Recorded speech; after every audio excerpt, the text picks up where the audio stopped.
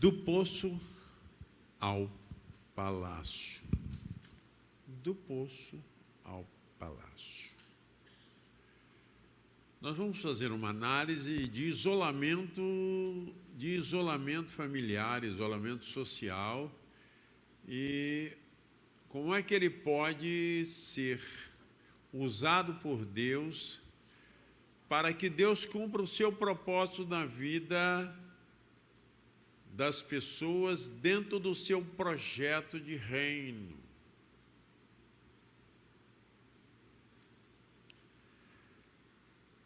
Nenhum de nós deixa de ter um propósito para Deus.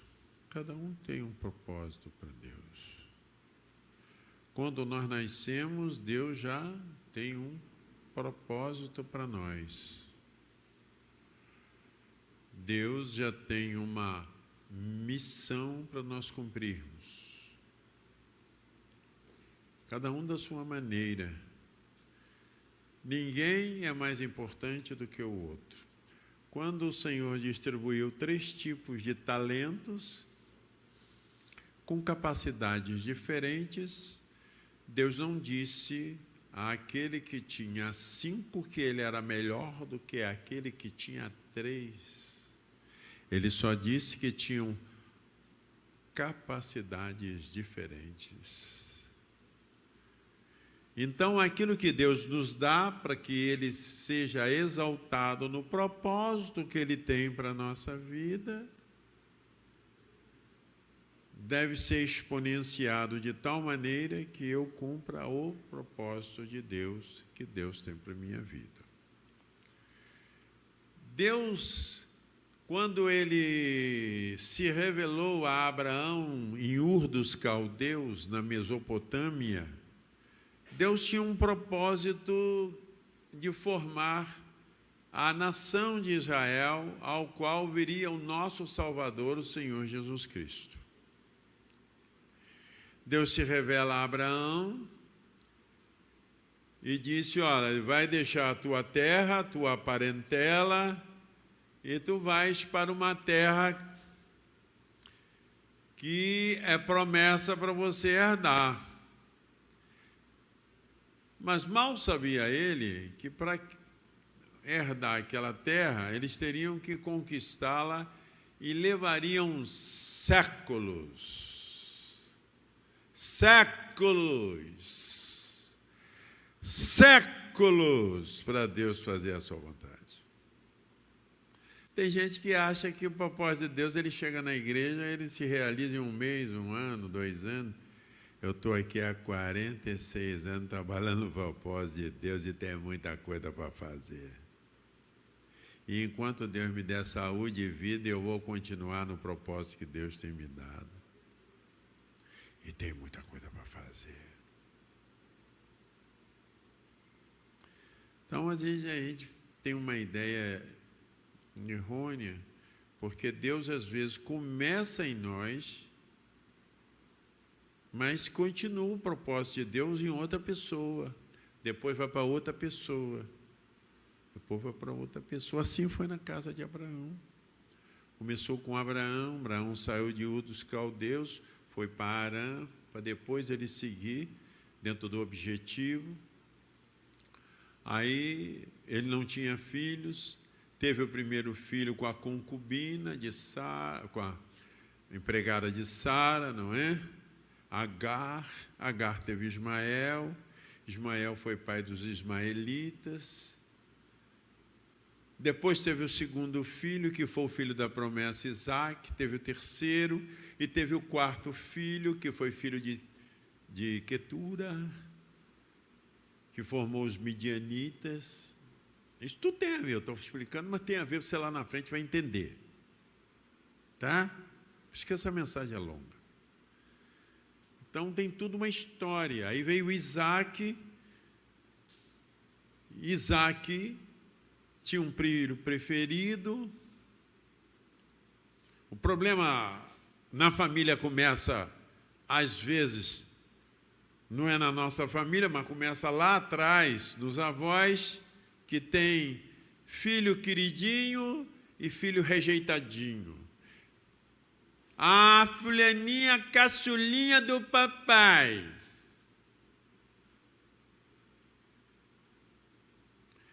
Preferência cria espírito de rejeição nos outros filhos. Cria espírito de menos-valia nos outros filhos. Deus não tem filho preferido. Deus não tem filho preferido. Você não é melhor do que ninguém.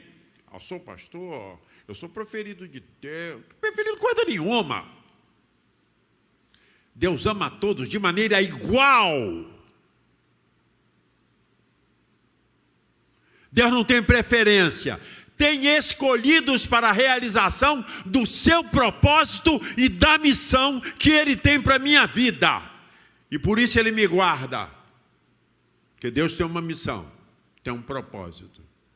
Deus não tem preferido. Eu visitei o pastor Mauro Israel Moreira, um dos pastores mais brilhantes, de maneira profundamente espiritual. Eu ficava assim perguntando, meu Deus, como é que um homem desse, com uma santidade dessa, uma profundidade de vida espiritual dessa, Deus permitiu um câncer nele, um câncer carcomendo, e eu fui o último colega que o visitou na casa dele. Aí sentei com ele, ele disse assim para mim, Paulo, eu aprendi uma coisa, Deus não tem filhos preferidos.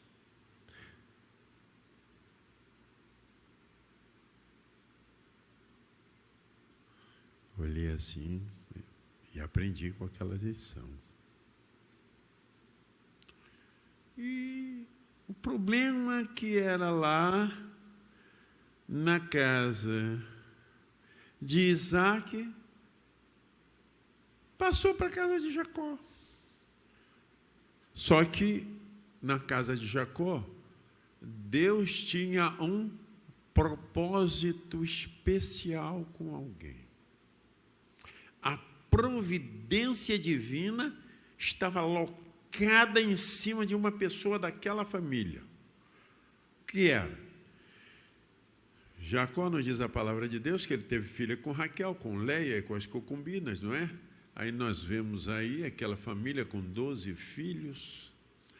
E como o Jacó ele era gamadão na Raquel, era a mulher preferida que ele amava, e ele lutou por ela, os dois filhos que eram oriundos de Raquel, que era José e Benjamim, eles eram mais especiais.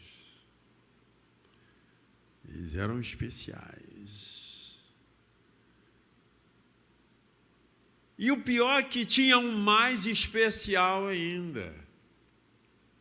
E aquele que era mais especial ainda, apesar dele ser especial para Jacó, Deus tinha uma missão para ele. Ele não era especial para Deus, não. Deus tinha uma missão.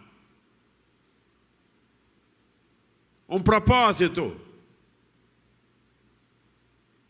Eu tenho uma missão para aquele. Tenho uma missão para José. Mas José vai ter que aprender muito. Aí nos diz a palavra de Deus que José ali na casa, aos 17 anos, ele era o filhinho do papai. Não era o Sussulinha, não, que era Benjamim. Ele era o queridinho do papai. O papai deu uma túnica de tala colorida para ele, uma coisa cara, e não deu para nenhum outro filho. Eram 11. Ele era muito parecido no temperamento e na personalidade a Jacó. Ele era caseiro. Ele não era guerreiro. Ele não cuidava muito dos animais. E ele tinha um negócio, ele era o dedo duro. Ele era o dedo duro da casa. E Deus usa até dedo duro. Ele era o dedo duro da casa. Ele ia tomar conta dos irmãos para ver onde os irmãos estavam, o que estavam fazendo. Apesar de a gente saber que a família de Jacó era muito complicada. Família complicada. Mas Deus tinha um propósito com aquela família. Mais do que 70 almas. Aí o que diz o texto da palavra de Deus? Que Deus ele não predestina, mas Deus é presciente. Qual é a diferença entre predestinação e presciência? Predestinar é uma teologia em que Deus escolhe, segundo alguns para vasos de maldição e outros para vasos de bênção. Carimbinho, salvo perdido, perdido, salvo perdido. Não creio assim. Eu creio que Deus, na sua suprema presciência, Ele sabe, porque Ele vê o futuro, Ele conhece o coração do homem, sabe que aquele cara ali não adianta. Judas viveu 3 aninhos e meio com Jesus e foi para o inferninho. Viver com Jesus não alterou nada o caráter dele. Ele entrou pilantra e saiu pilantra.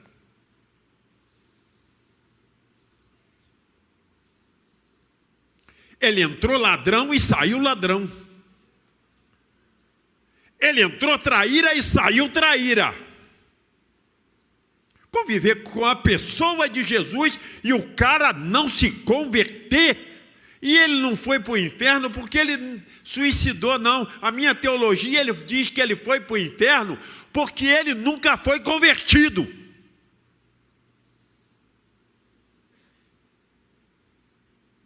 Ele nunca foi convertido. Ele foi chamado. Jesus disse assim: muitos são os chamados, mas poucos são os escolhidos. Tem muita gente na igreja que é convencido, mas não é convertido. Ele é convencido, ele é religioso, ele está aqui para uma capa religiosa. Não, eu vou. É igual um católico que vai. Não, todo domingo eu tenho que ir para a missa. Isso aqui não é missa, não. Isso aqui é culto de adoração a Deus. É Deus chamando a gente para perto. É Deus transformando o meu caráter. É Deus amoldando as minhas emoções. É Deus me fazendo mais apto para o reino. É Deus me preparando para eu crescer, para deixar de ser menino, criança.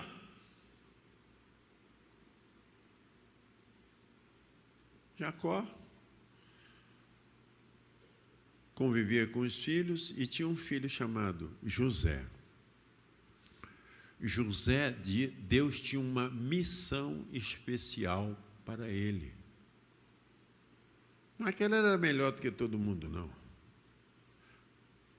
Tinha uma missão, um propósito. Qual era a propósito e a missão de Deus para ele? Deus tinha a missão de que, porque Deus via na frente, lá, em torno de 20 anos a 22 anos, que ia haver uma necessidade de preservação da família de Jacó, que era o embrião da nação de Israel. E aquele embrião da nação de Israel não podia tomar a terra prometida, porque eles eram muito poucos. Deus precisava fazer primeiro um povo. Então agora Deus olha e diz assim: José vai ser o meu escolhido para preservar. Então aí o que Deus faz? Deus capacita.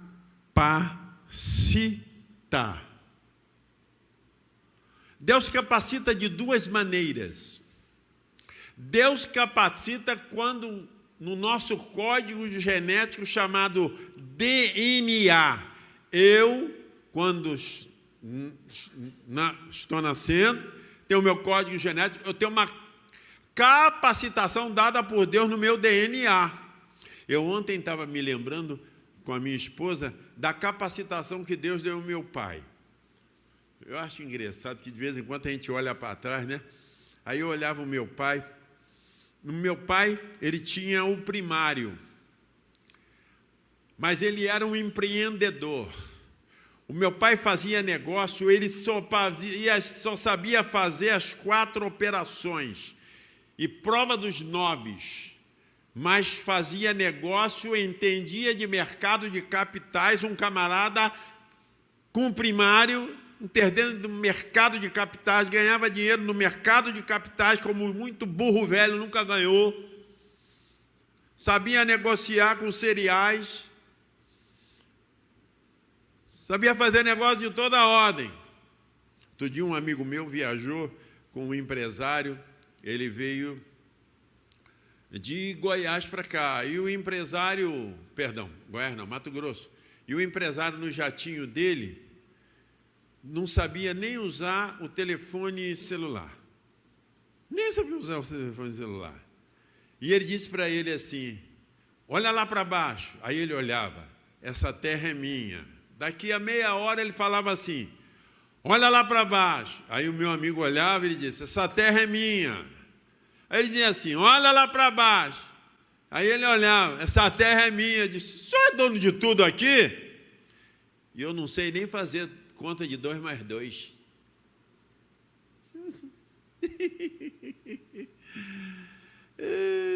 Capacitação. É negócio. Businessman. A capacitação vem pelo DNA. Por exemplo, Pelé. Pelé é um dom no DNA dele. Jogar futebol. Garrincha. Jesus, aquele homem para driblar era terrível.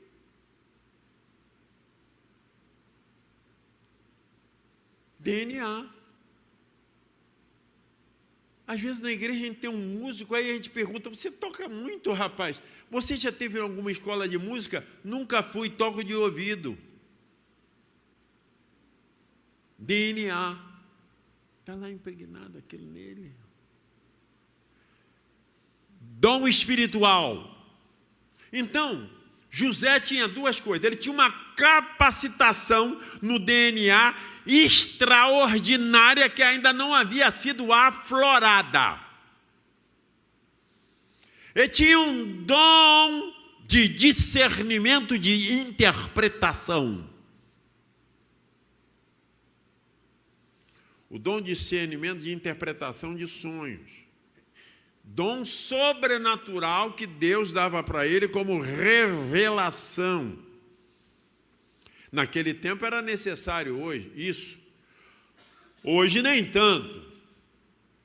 Porque nós temos a palavra escrita, a palavra revelada. Mas não estou dizendo que na excepcionalidade Deus não pode usar. Agora, essa semana, uns 15 ou 20 dias atrás, Deus usou um irmão da igreja. Ele está até aqui agora, não vou falar o nome dele. Ele disse assim, pastor, eu sonhei que o senhor estava sendo assaltado e Deus mandou orar pelo senhor. E eu fui assaltado mesmo. Deus revelou para ele. Eu fui assaltado mesmo. E Deus me guardou, porque ele orou.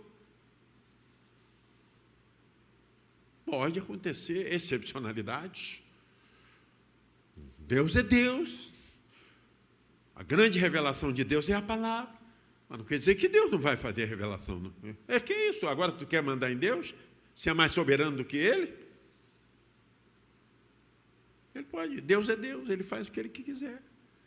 Deus não está encerrado. Presta atenção. No meu exame teológico, um camarada disse,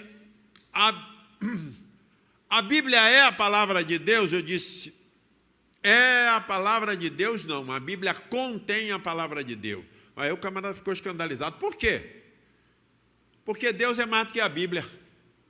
Se a Bíblia fosse tudo que Deus é, a Bíblia seria Deus, e a Bíblia não é Deus. A Bíblia é a parcialidade da revelação divina. É parte da revelação.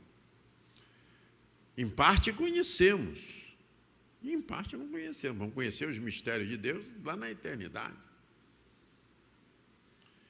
E na revelação ali, o cara tinha 2 dons. Olha, um dom já aflorou. Só que ele era o quê? Ele era imaturo, soberbo, gabola, criançola, adolescente. Ele não soube lidar com a revelação. Primeiro, ele não entendia o significado do propósito daquela revelação naquele tempo. Eu sei que não sei o que é. Eu sei que não sei o que é. Seria a primeira parte da mensagem hoje. Eu sei que não sei o que é. Ele olhou. Olha, chegou para os irmãos, tinha uma revelação que vocês todos se curvavam para mim. Aí depois chegou para o pai e disse, olha, eu tive uma revelação que todo mundo, meus irmãos, o senhor, a minha mãe, a Raquel já tinha morrido, mas todos se curvam para mim. Aí o pai dele, ô menino, tu estava perdendo o juízo. Qual era o problema dele? O problema dele era falta de inteligência emocional. Tem gente na igreja que falta de inteligência emocional. Quem não tem inteligência emocional, ele tem dificuldade nos relacionamentos interpessoais.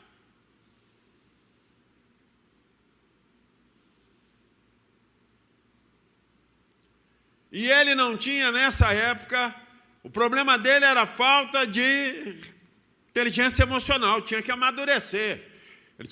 Ele tinha que amadurecer no relacionamento. Ele se achava o cara. Meus irmãos, aqui eu não sou o cara não, aqui o cara é Jesus, porque o dia que eu for embora daqui, Jesus vai botar outra pessoa aqui, e essa igreja, em nome de Jesus, vai continuar para a honra e glória do Senhor. Cara aqui é Jesus. E ele achava que ele era o cara. Eu sou o cara. Está ele lá, ele soberbo, ele com atitude infantil, ele criou para ele um clima de odiosidade. É um neologismo que eu inventei. Odiosidade da família. Esse mano aqui é insuportável. Isso é um chato de galocha. Esse cara se acha o melhor da família. Toda família tem gente assim. Toda família. Isso, em toda família sempre aparece um assim. Então, todo mundo não gostava nem de muito conversar com ele. O cara que ele é ruim de inteligência emocional, ele vai sozinho, criando uma barreira, criando um espaço, criando uma lacuna nos relacionamentos interpessoais.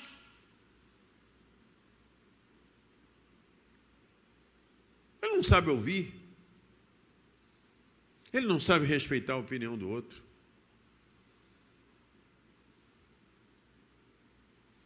Ele não sabe lidar com o outro. E José era assim. Ele tinha uma missão, mas não estava preparado. Deus tinha um propósito, mas ele não estava preparado. Ele tinha que ser preparado por Deus. Aí Deus faz o seguinte: quando Deus quer preparar a gente, Deus passa a gente por quê? Por uma moenda. Eu tinha lá no interior, lá na cidade de Paraty, meu sogro, o falecido sogro e a falecida sogra tinha um sítio, e a gente gostava de comer pastel. Quem gosta de comer pastel de feira com caldo de cana, levante a mão. E a maioria gosta. Ô, coisa boa! Aquele pastelão paulista desse tamanho, né? Não é? O irmão ali já está falando até língua estranha, quando eu estou falando aqui. Com caldo de cana geladinho. Eu me lembro quando eu era jovem, chegava assim num bar, aí me dá caldo de cana, aí vinha aquela garapa que eles chamam, né? Aquele caldo de cana geladinho, com aquele pastel de carne, Puxa, aquilo dali era um lanche, um almoço, beleza pura. E o cara fazia o seguinte, ele metia a cana na máquina, apanhava do outro lado, dobrava a cama do lado, apanhava a cana novamente, dobrava 3 vezes, tirava o sumo. É assim que Deus faz. Deus pega a pessoa e vai tirando o sumo dela, porque Ele quer preparar para algo maior.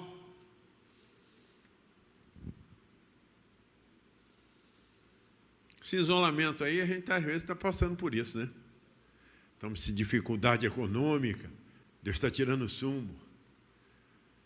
As DRs dentro de casa, tem marido que conversava pouco com a mulher. Ele saía de manhã para trabalhar, voltava à noite, tomava um banho, jantava, conversava uma meia horinha e puf, na cama, porque ele tinha que pegar o TL, o trem lotado. Só sábado e domingo é que eu te vai.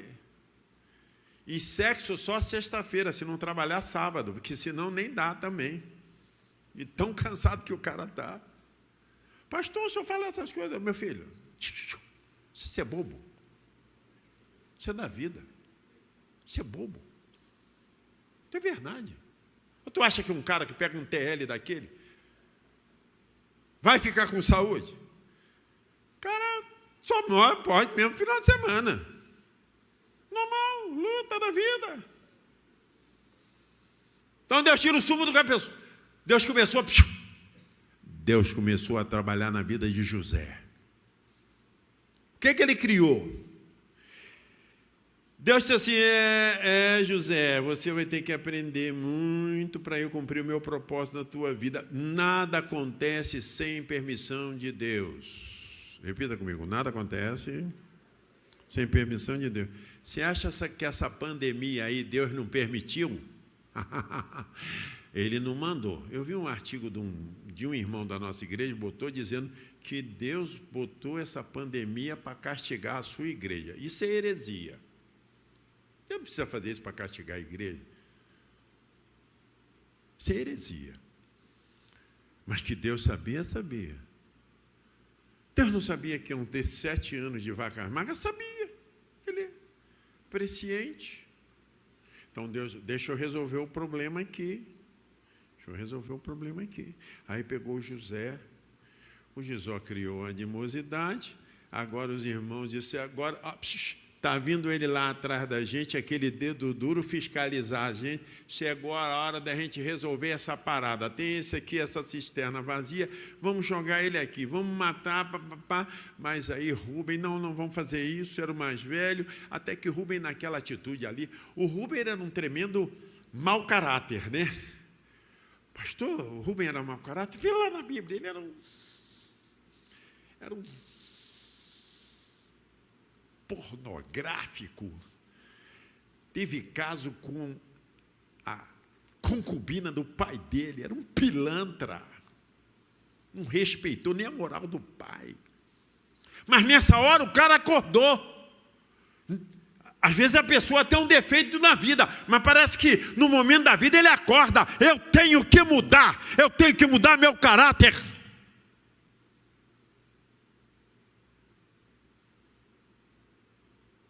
E Deus só transforma quem quer. O Espírito Santo não arromba a porta.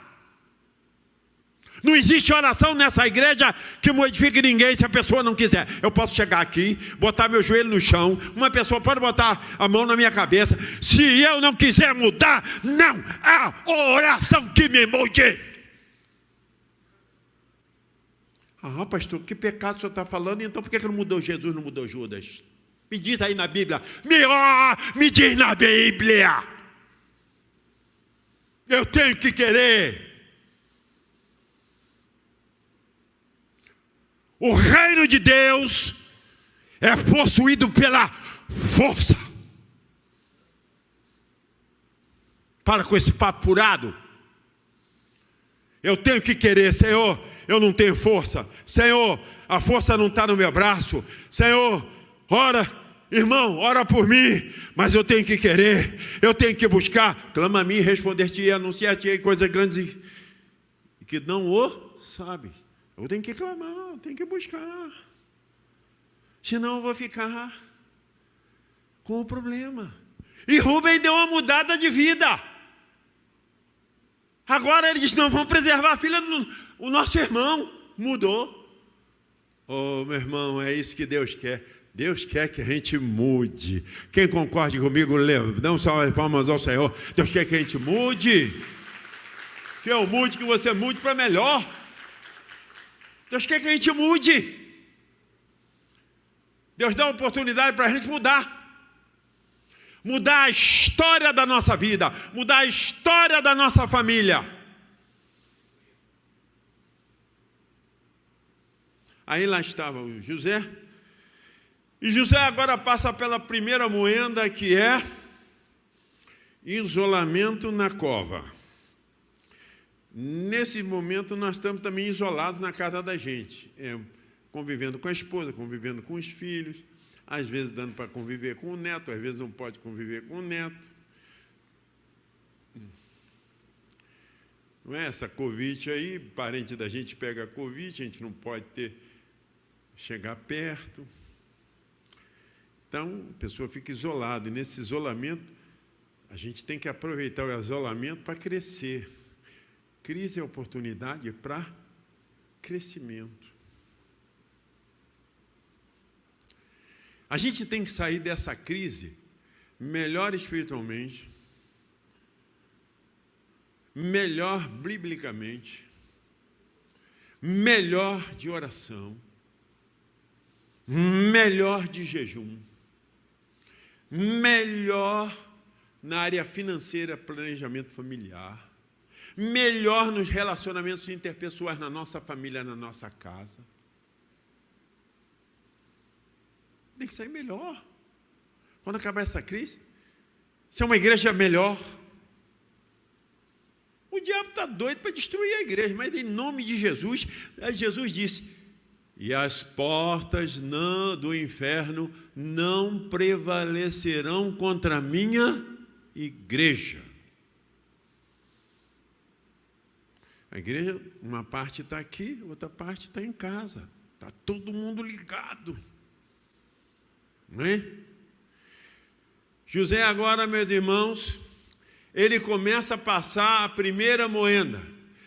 Ele se sentiu o quê? Ele tinha que amadurecer emocionalmente. O processo de amadurecimento emocional de José, Deus permitiu que ele experimentasse solidão, desamparo, falta de acolhimento.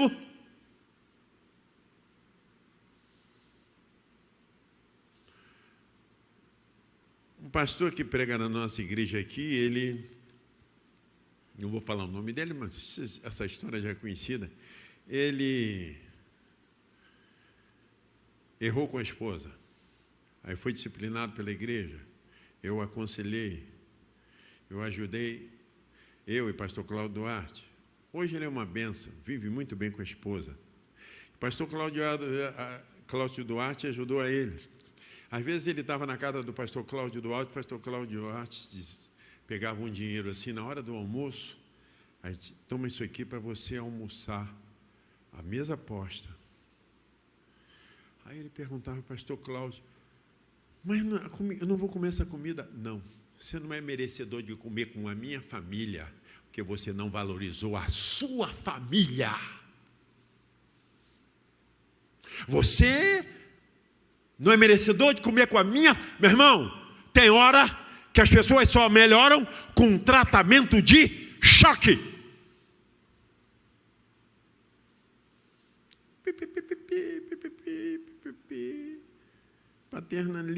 Paternalismo. Aí esse pastor fala, olha, aquele foi o grande ensinamento que o pastor Cláudio Duarte me deu. Eu saí dali, fui lá para Xerém, mas eu chorei no bar. Mas naquele dia eu disse, eu vou voltar para minha família, eu vou pedir perdão para minha esposa. Família, o melhor projeto de Deus. Deus trabalha no emocional da gente. E Deus usa pessoas para nos ajudar.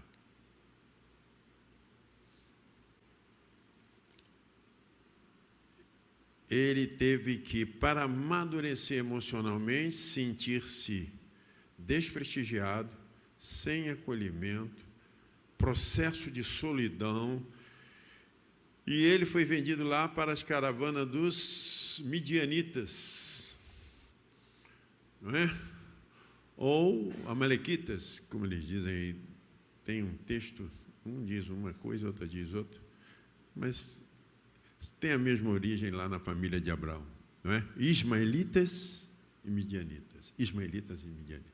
Ismael, segundo primeiro filho, com Agar, e midianitas, oriundo do quarto relacionamento, quarto filho de Abraão, com Quetura, e eles passou a caravanas que vinha do Oriente com especiarias, e vinha de Gileade, que era um centro de especiarias, e especiarias era muito importante, e quando vocês forem a Israel comigo, ou ao Egito, vocês vão ver, é uma coisa interessante. Você entra no mercado no Egito, olha, eu nunca vi, tem assim, armazém, que tem 100 sacos diferentes, 100 sacos diferentes de especiaria diferentes. Essa especiaria é curry, que se chama, da Índia. É curry, a pronunciação certa? Hã? É um tempero, é curry. Hã? É curry, né? Você sabe quantas especiarias tem ali? 87 misturadas. Então, o Oriente é lugar de especiaria. Então, passou aquela caravana ali, aí venderam ele. Ó, não é muito melhor a gente não matar nosso irmão, ainda ter um lucro aqui, vamos embora. Ele foi. Ele foi, meus irmãos, e foi. Aí começou, aí ele começa a ser preparado para ser alguém no futuro. Quando você começar a sofrer nesse mundo, e quando você começar nesse isolamento, pastor, eu estou sofrendo, a minha empresa vai falir sim, mas Deus vai te preparar para você ter uma empresa 10 vezes melhor. Basta você querer. Basta você querer. A gente tem que sair do outro lado melhor, saber administrar melhor. Tem gente que nas vacas gordas não poupa 1 centavo. Chegou na crise aí, o cara não tem um trocado guardado. Aí ele vai aprender agora. Nessa sexta-feira aí, ô Mário, você viu, assistiu? Falei de você lá, daquele cofrinho maravilhoso, não é? Abençoado, falei, tua experiência. Tem que guardar. O dia mau sempre vem, meu irmão. Não existe ninguém que não tenha um dia mau. O dia da dificuldade financeira, que de uma hora para outra você não sabe, fica desempregado, tal, e você não tem nada de quitibiriba, não tem uma poupança, não tem uma aplicação, não tem nada, você não poupou nada. É igual a igreja. Você acha que a gente está passando necessidade? Se você acha, está enganado. Enganado. Enganadíssimo. Mas muito enganado. Eu estou fazendo uma depuração de funcionário que não funciona. É diferente.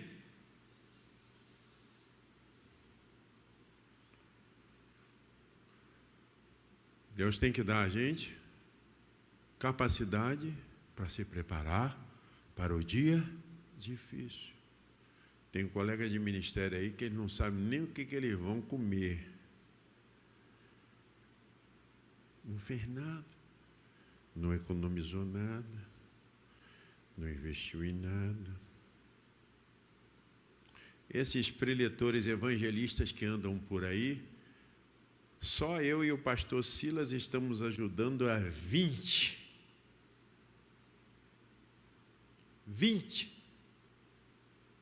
Eu e ele fizemos um acordo, da minha parte, não por dinheiro da igreja, que eu não posso fazer isso com o dinheiro da igreja, meu.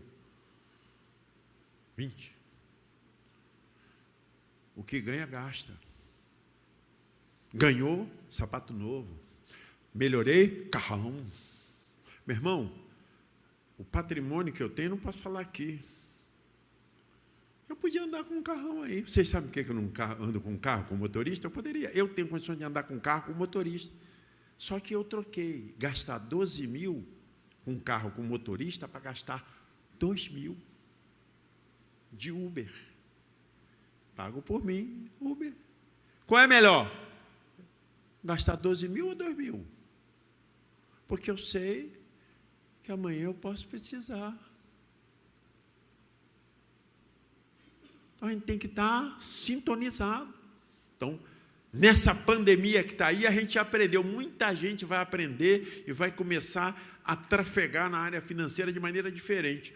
Aí José é levado, e agora ele fica longe da família dele, do pai querido, do irmão Benjamim, que é... Vocês já notaram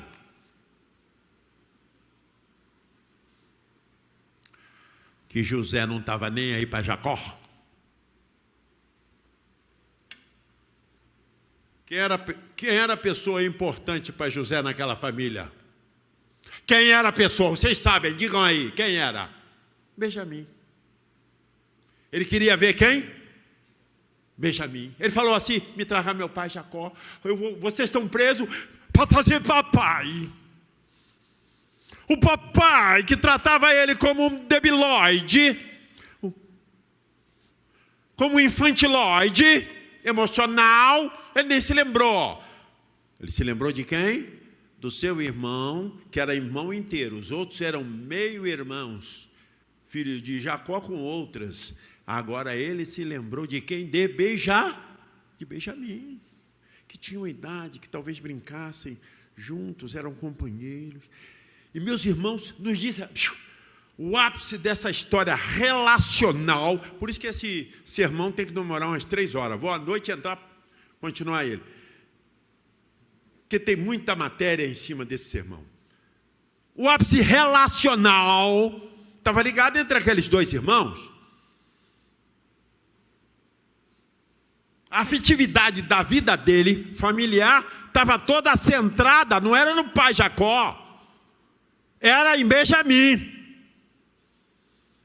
E ele brigou para ter Benjamim perto dele. E ele se desconjuntou, se desconstruiu emocionalmente, quando ele viu a figura de quem? Quando ele viu Benjamim, meus irmãos, quando pela segunda vez os irmãos vão lá e levam, José não aguenta.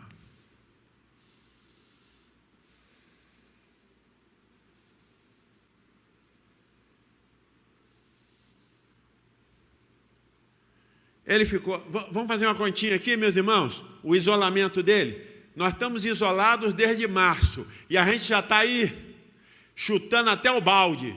Eu tenho vizinho que abre a janela lá no meu condomínio e grita assim: eu não aguento mais. Sabe quanto tempo ele ficou isolado? Deus fez assim com ele. Deus deu uma pisadinha na criança. Tu vai ficar. Dos 17 aos 30,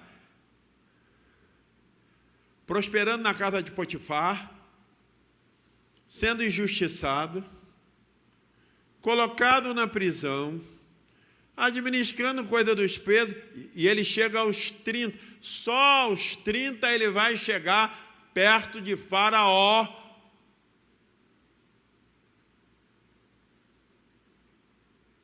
Aí nós vamos botar 7 anos de vacas gordas, 37. Nesse tempo os irmãos também não foram ter com ele. Os irmãos só foram ter com ele quando começou o quê? Os tempos de vacas magras. Não é assim na casa da gente? Quando a crise começa na casa dos nossos parentes, vem logo correndo para a casa da gente, não é verdade? Mas rapaz, você nem se lembrava de mim, o cara nem te visita, o desgraçado. Desculpa, irmãos, eu estou me expressando hoje. O desgraçado não dá um telefonema, o desgraçado não te lembra do teu aniversário, o desgraçado não manda um cartão de Natal, o desgraçado não faz nada, mas quando o desgraçado perde tudo, te procura. Mas você tem que fazer um ato de bondade. Aí que você tem que ser crente. Aí é que você tem que... Aí é que Deus prova. Você tratar ele bem. Tem gente assim, não, agora vai chegar a minha vingança. E o mundo diz assim, vingança é um prato que se come frio. Que é isso? É crente ou quê? É crente ou quê? Agora que tu tem que falar de Jesus para ele, porque o teu ato de bondade... Olha, meus irmãos, eu vi hoje, ontem, eu vi o que é ato de bondade. Não existe em Harvard, nos Estados Unidos, na maior universidade do mundo, em termos tecnológicos de habilitação, eles fizeram um livro de atos de bondade. Aí, um rapaz mandou para a irmã dele esse livro, Atos de Bondade, de Harvard. Aí ela leu Atos de Bondade. E ela chegou assim, eu hoje vou fazer um ato de bondade.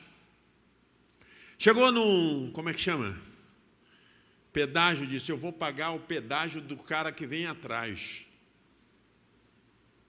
Aí encostou o carro assim, aí pagou o pedágio do moço, abriu a porta, o senhor não precisa pagar não, eu já paguei. O homem olhou. Aí ela saiu, aí o moça do ticket do caixa, não, ela já pagou do senhor. Aí ele foi emparelhando. Qual é seu telefone? Aí ela deu, meu telefone é tal. E ele guardou. Depois de uma semana, esse moço telefonou para aquela menina que tinha pago o pedágio para ele. Ele disse, olha, aquele ato que você fez comigo, aquele ato de bondade, eu fiz há 4 dias com uma pessoa. Tinha num pedágio atrás de mim, um cara numa Kombi. Aí eu paguei o pedágio dele e disse, olha, já paguei o seu pedágio. Quando eu falei para o homem, que eu falei para o homem assim, eu já paguei o seu pedágio, ele começou a chorar. Que ele estava vindo da Bahia, arranjar trabalho em São Paulo. Deixou 5 filhos na Bahia, estava sem dinheiro. E era crente, estava pedindo, Deus, vai levantando gente para me ajudar, para eu arranjar um trabalho. E o moço que replicou o ato de bondade era engenheiro de uma grande firma.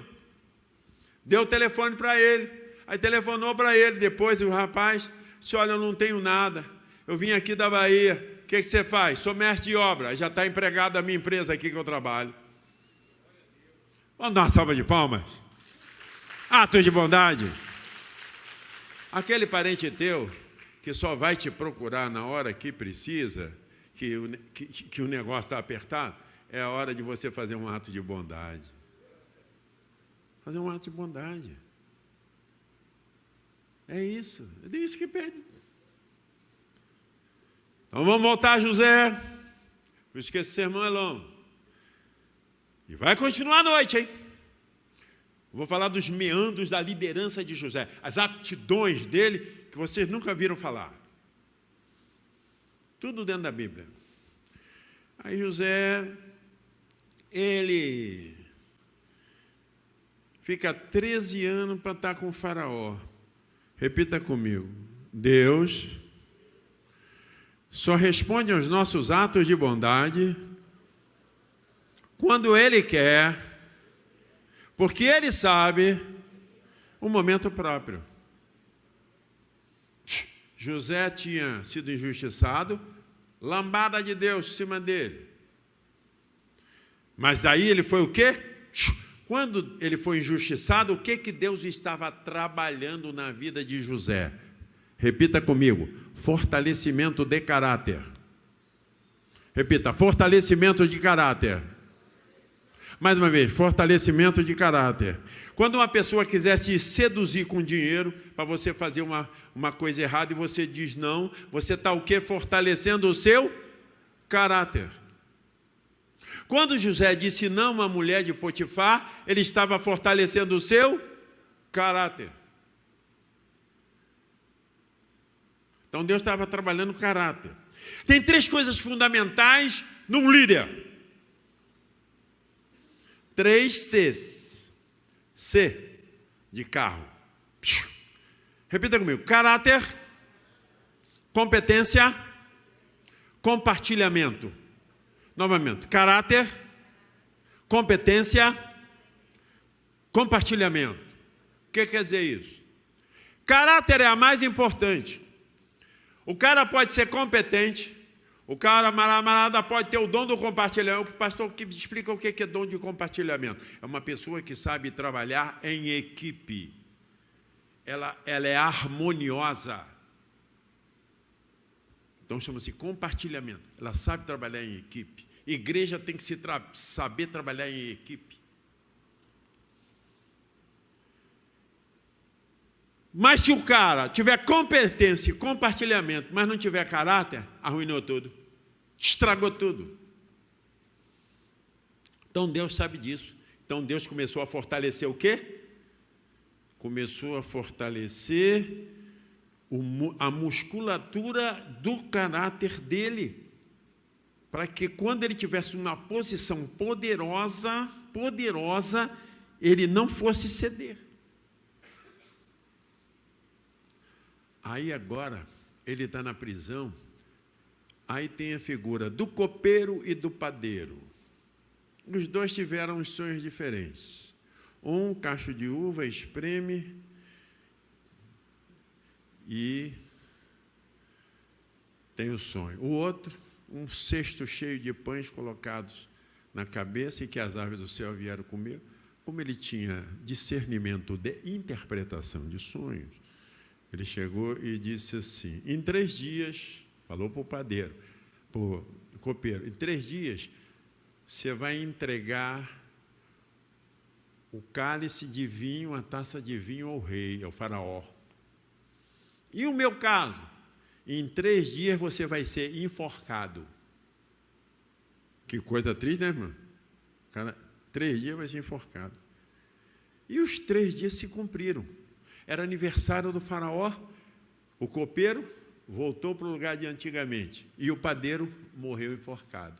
Agora, levou 2 anos, levaram-se 2 anos, para aquele copeiro se lembrar dele.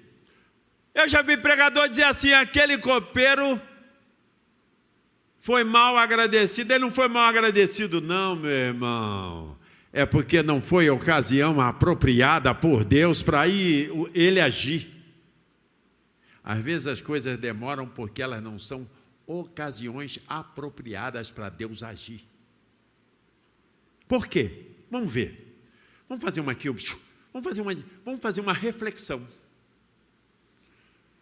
O Pedro chegasse para Faraó e dissesse assim, Faraó, eu quero dizer o seguinte, senhor, lá na prisão eu conheci um cara tal de José e ele tem o dom de discernimento de sonhos. Ele tem o dom de discernimento de sonhos. Aliás, eu não... Levaram as câmeras aqui? Só tendo no meio. Levaram discernimento de sonhos. E aí o faraó ia dizer para ele, e eu com isso, para que eu quero isso? Não serve para nada para mim. Não ia falar para ele? Por que eu quero isso aqui? Ô copeiro, você me desculpe, eu ainda trago aqui, tu ainda vem me trazer problema dos outros para eu resolver, deixa esse cara preso. É verdade ou não é, irmão? Agora não. O faraó teve sonho e ninguém interpretava. Precisava de quem? De um cara que tivesse discernimento e interpretação de sonhos. Agora o copeiro se lembra, Deus faz tudo na hora certa, meu irmão. Deus faz tudo na hora certa, meu irmão. Na hora certa que Deus age. Não fica preocupado, não. O agir de Deus tem a sua maneira. Deus está trabalhando.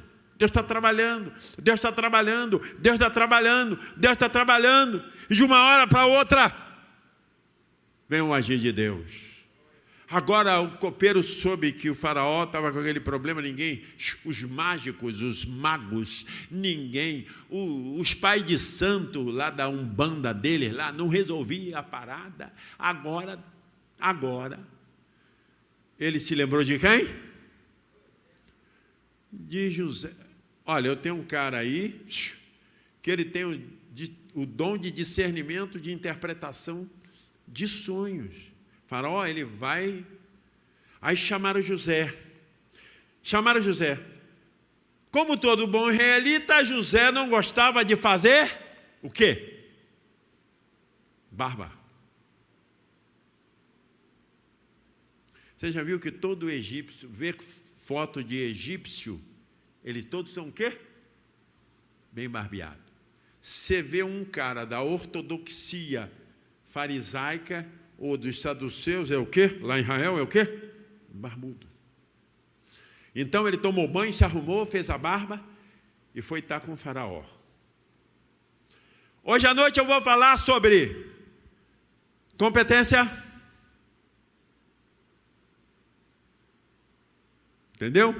Gestão emocional, gestão financeira, gestão relacional e os talentos e dons que nós temos que usar para sermos prósperos. Prosperidade não se consegue da noite para o dia. Se vai conquistando o quê? Lentamente. Aí eu vou dizer como é que se conquista. Lentamente, dia a dia. Prosperidade vem. Eu tenho que levantar de manhã, trabalhar e tal. Aí ela vai acontecer. Acontecer no tempo de Deus. Deus quer que cada um de nós seja próspero. Quem foi abençoado, diga amém, dê uma salva de palmas ao Senhor. Glória a Deus.